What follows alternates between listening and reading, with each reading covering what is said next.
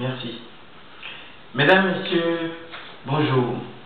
Nous vous remercions d'avoir accepté d'honorer votre présence ou de consacrer votre temps pour suivre cette séance de lancement du mois européen de la gestion des ressources humaines. Cette présentation vous est proposée par l'Association internationale des étudiants en gestion des ressources humaines, AIEGRH, en collaboration avec la coordination internationale du projet AIP-SUGRH, Association internationale des professionnels, étudiants, stagiaires et universitaires de gestion des ressources humaines.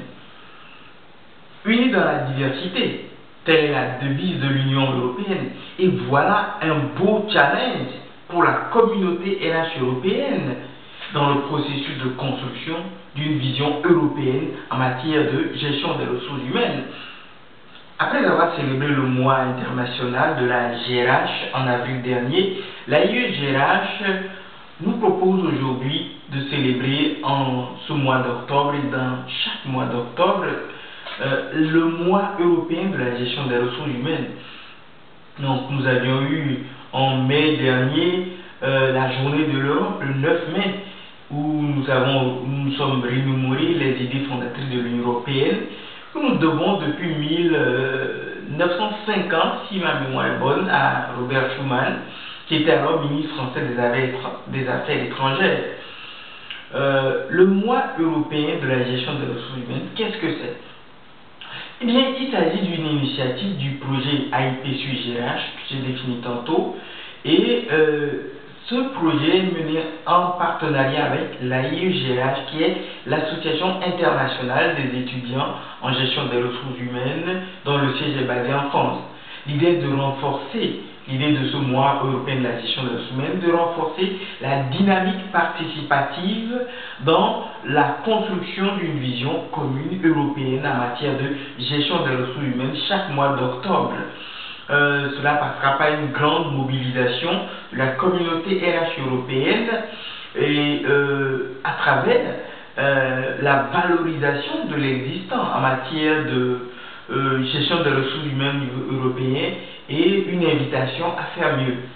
Donc les pères fondateurs de l'Union européenne, qu'il s'agisse de Konrad Adenauer, de Joseph Beck, de Johan Behn, de Winston Churchill, de Alcide de Gasperi ou Walter Hallstein ou Sico Manschott ou Jean Monnet ou Robert Schuman ou Paul-Henri Spaak ou Altiero Spinelli, ils étaient tous mus par un même idéal, une Europe pacifique, unie et prospère. Donc ce soutien est présent dans presque tous les domaines et les questions de la gestion des hommes au travail dans l'Union européenne est présente. On peut citer l'institutionnalisation d'une politique sociale et de l'emploi de l'UE, dont les objectifs pour 2020 sont un taux d'emploi de 75% pour la population âgée de 20 à 64 ans, la réduction du taux de sortie précoce du système scolaire à moins de 10% et l'effort de porter à 40% au moins le nombre de diplômés de l'enseignement supérieur parmi les 30 à 34 ans. Le troisième objectif étant la diminution d'au moins 20 millions le nombre de personnes touchées ou menacées par la pauvreté ou l'exclusion sociale. Ces trois objectifs font partie des 5 objectifs de l'Union européenne pour 2020. Et les deux autres objectifs concernent le changement climatique et de l'autre côté les énergies durables. D'autres initiatives témoignent également de cette volonté de créer une vision européenne en matière de gestion des ressources humaines, d'aller de l'avant, comme l'Office européen de sélection du personnel qui recrute le personnel des institutions et organes de l'Union européenne, qui peuvent se faire former auprès de l'École européenne d'administration. Il y a également des actions en faveur du droit européen du travail, des prescriptions minimales en matière de sécurité, santé au travail ou de non-discrimination, ainsi que des accords entre les partenaires sociaux européens, il y a la Fondation européenne pour l'amélioration des conditions de travail, il y a le portail européen sur la mobilité, il y a la carte européenne d'assurance maladie, etc., etc. On retrouve également des projets de l'année européenne qui, en cette année 2014, était marquée par l'élection d'un nouveau Parlement européen de 751 députés, avec un taux de participation de 43%, et il y a la suite des divers projets de l'année européenne des citoyens de 2013, occasion pour les citoyens, surtout les jeunes de l'Union européenne, de se familiariser avec les divers processus démocratiques de l'UE.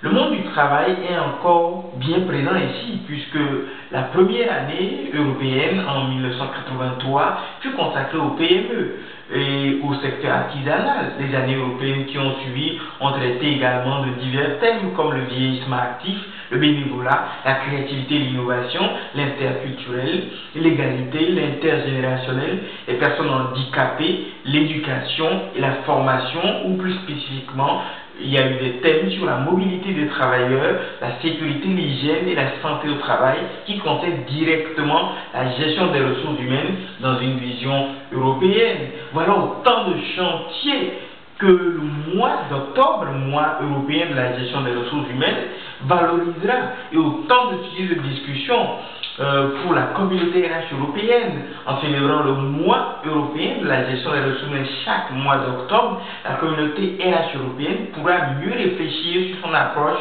de ces divers événements, sa contribution à la réussite de ces diverses institutions européennes afin d'amplifier son impact positif pour le processus ou dans le processus de construction de l'Union européenne. L'occasion serait également suffisante pour échanger avec les instances européennes sur les dispositions pouvant faciliter la formation au métier de gestion des ressources humaines et l'exercice de la fonction au niveau européen. Nous ne sommes pas les premiers, des devanciers travaillent déjà depuis des années à cela, comme les directrices et directeurs des ressources humaines de multinationales européennes, les centres de formation et gestion des ressources humaines internationales, surtout au niveau européen, ou encore les laboratoires de recherche. Divers articles scientifiques ont été écrits et publiés sur le modèle européen de gestion des ressources humaines ou la gestion des ressources humaines en Europe tout simplement. Nous soulignons également le des associations à l'instar de l'Association européenne pour la gestion des ressources humaines qui depuis 1962 œuvre dans ce sens-là. Il y a la World Federation of People Management Association, il y a l'association francophone de GRH qui est basée ici même en France, il y a l'Association for Human Resource Management in International Organizations, il y a l'European Training and Development Federation qui est la fédération européenne pour la formation et le développement, il y a plus récemment R21, R21, Association for International Human Resources Management in the 21st Century. Donc, le mois européen de la gestion des ressources humaines sera tout simplement une grande messe avec tous ces travaux de recherche, toutes ces expériences cumulées, toutes ces institutions anciennes ou nouvelles, connues ou à révéler, dont les acteurs seront en synergie. Dans cette cour des grands, il y a l'AIEGRH, Association internationale des étudiants en gestion des ressources humaines, qui a été créée il y a 10-11 mois, en 2013, et qui a pour vision d'être la première plateforme étudiantine mondiale en matière de gestion des ressources humaines.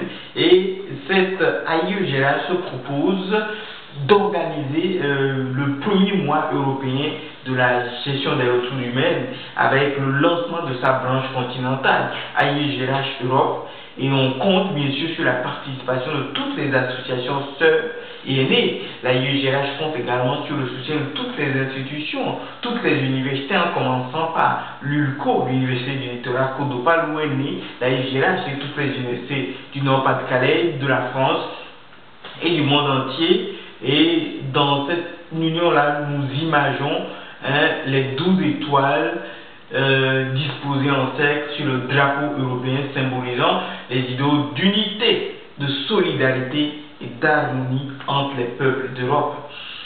Nous allons maintenant passer aux objectifs du mois européen de la gestion des ressources humaines. Il y a comme objectif clé de ce mois européen la mobilisation de toute la communauté européenne autour de l'Union européenne, d'une vision européenne de la gestion des ressources humaines et des initiatives européennes à travers des rencontres d'échange et des communications pour sensibiliser le grand public. Il y a 4 objectifs spécifiques. D'abord, le premier, il s'agit de mieux faire connaître le rôle de la gestion des ressources humaines pour le développement de la société européenne auprès des institutions européennes et globalement du grand public. Secondo, il s'agit de sensibiliser les gestionnaires des ressources humaines, qu'ils soient enseignants, chercheurs, étudiants ou praticiens en Europe, et plus largement le grand public au sujet de l'Union européenne et de ses projets. Tertio, il s'agit d'offrir à toute la communauté RH européenne l'occasion de célébrer la joie d'être GRH, étudiants ou professionnels praticiens ou enseignants-chercheurs, dans le contexte de la construction d'une Europe unie dans la diversité, une Europe plus forte, surtout en temps de crise.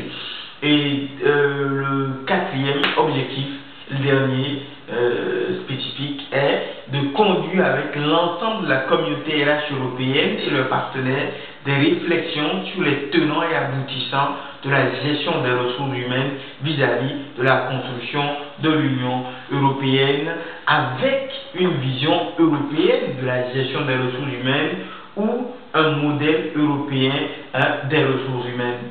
Au vu de tout cela, nous déclarons le mois d'octobre de chaque année mois européen de la gestion des ressources humaines, fête à Saint-Omer le 17 octobre 2014. Je vous remercie. Merci beaucoup pour votre attention. Merci.